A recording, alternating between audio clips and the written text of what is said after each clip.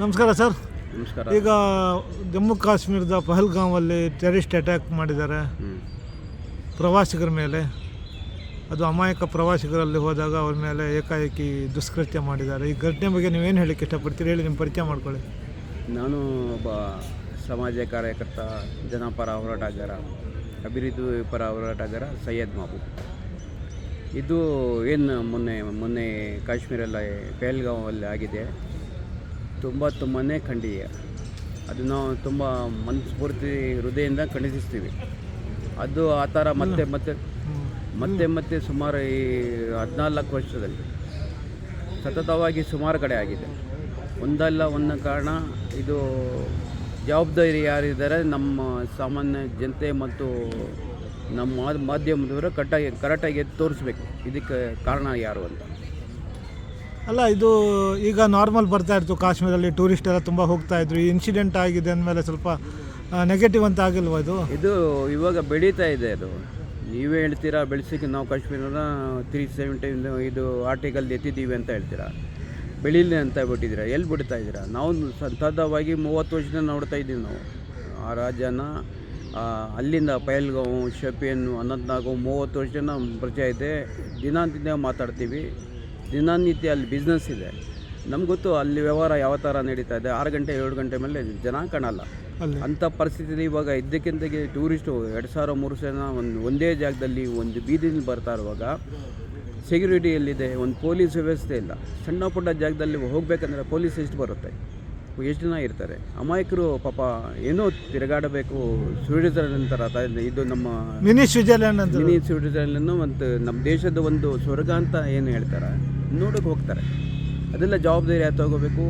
ಅಲ್ಲಿನ ಸರ್ಕಾರ ತಗೋಬೇಕು ಮತ್ತು ನಮ್ಮ ಕೇಂದ್ರ ಸರ್ಕಾರ ಸೆಕ್ಯೂರಿಟಿ ಸರಿ ಮಾಡಬೇಕು.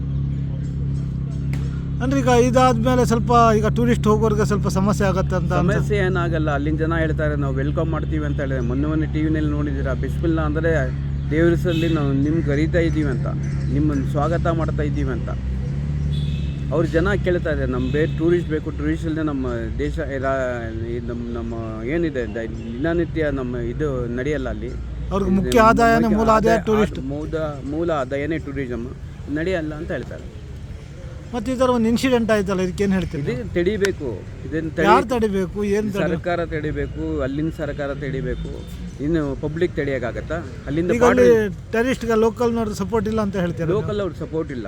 ಯಾರೋ ಇಬ್ರು 3 ಜನ ಇರ್ಬೇಕು ಅಂಥವ್ರನ್ನ ಕಂಡು ಹಿಡಿದು ಗುಂಡಿ ಹಿಡಿದು ಕೊಲ್ಲಿ. ಅಲ್ಲಿ ಯಾರು ಸಪೋರ್ಟ್ ಮಾಡೋದು? ಬಾರ್ಡ್ರಲ್ಲಿ ಒಳಗಡೆ ಬರಬೇಕಂದ್ರೆ ಯಾರು ಸರ್ಕಾರನ? ಬಾರ್ಡರ್ ಅಲ್ಲಿಂದ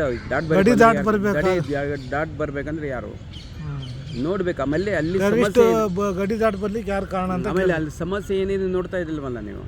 ಸಾಮಾನ್ಯ ಜನ ಸಮಸ್ಯೆ ಏನಿದೆ ಅಲ್ಲಿ? 7 ಗಂಟೆ ನಾನು ಪದೇ ಹೇಳ್ತೇವೆ, 7 ಗಂಟೆ 6 ಗಂಟೆ ಮೇಲೆ ಅಲ್ಲಿ ಲೈಟ್ ಇರಲ್ಲ ಬೀದಿ ತಿಂದ. ಆಮೇಲೆ ನಾವು ಹೋಗಿದ್ದೀವಿ, 1 ಕಿಲೋಮೀಟ್ರ್ ಒಂದು ಇದು ಇರುತ್ತೆ, ಗೇಟ್ ಇರುತ್ತೆ, ಬಾರ್ಡ್ರ್ ಇರುತ್ತೆ. ಅಂಥ ಜಾಗದಲ್ಲಿ ಇದಾಗಬೇಕಂದ್ರೆ ಹೆಂಗೆ ನುಗ್ಗು ಬರ್ತಾರೆ? ಗಡಿ ಹೆಂಗೆ ದಾಟ್ ಬಂದಿರ್ತಾರ ಅಂತ ಯೋಚನೆ ಮಾಡಬೇಕಲ್ಲ. ಇಲ್ಲ ಮತ್ತು ಯಾರು ಸಪೋರ್ಟ್ ಮಾಡ್ತಾರೆ? ಟೆರರಿಸ್ಟ್ ಯಾರು ಸಪೋರ್ಟ್ ಮಾಡ್ತಾರೆ ಅಂಥವ್ರು ಕಣೀರಿದೆ.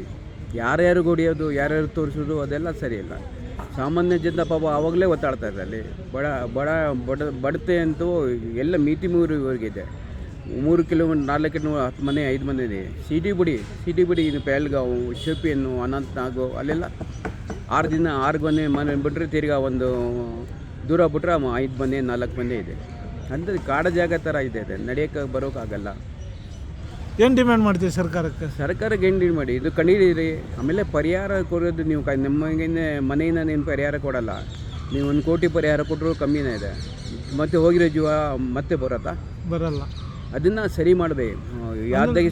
ಆದಷ್ಟು ಬೇಕಾ ಅದು ಯಾರು ಮಾಡಿದ್ದಾರೆ ಅವ್ರ ವಿರುದ್ಧ ಕಠಿಣ ಕ್ರಮ ತಗೋಬೇಕು. ಇದು ಡೈಲಾಗ್ ಅದೆಲ್ಲ ನಡೆಯಲ್ಲ.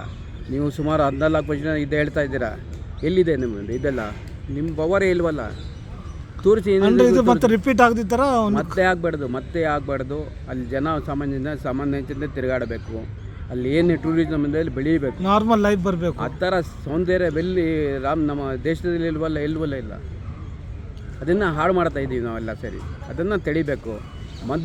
ಮಾಧ್ಯಮದವರು ನೀವು ವಿನಂತಿ ಮಾಡ್ತೇನೆ ನಾನು, ಏನಿದೆ ಅಲ್ಲಿ ನೇರವಾಗಿ ಹೋಗಿ ನೋಡಿ, ಎಲ್ಲೆಲ್ಲೋ ಹೋಗ್ತೀರಾ ನೀವು. ಎಷ್ಟು ಸಲ ಭೇಟಿ ಕೊಟ್ಟಿದ್ದೀವಿ ನೀವು ಪಹಲ್ಗಾಮ್? ಸುಮಾರು ವರ್ಷಕ್ಕೆ 1 ಸತಿ 2 ಸತಿ ಮೊದಲೇ ಹೋಗ್ತಾ ಇದ್ದೀವಿ.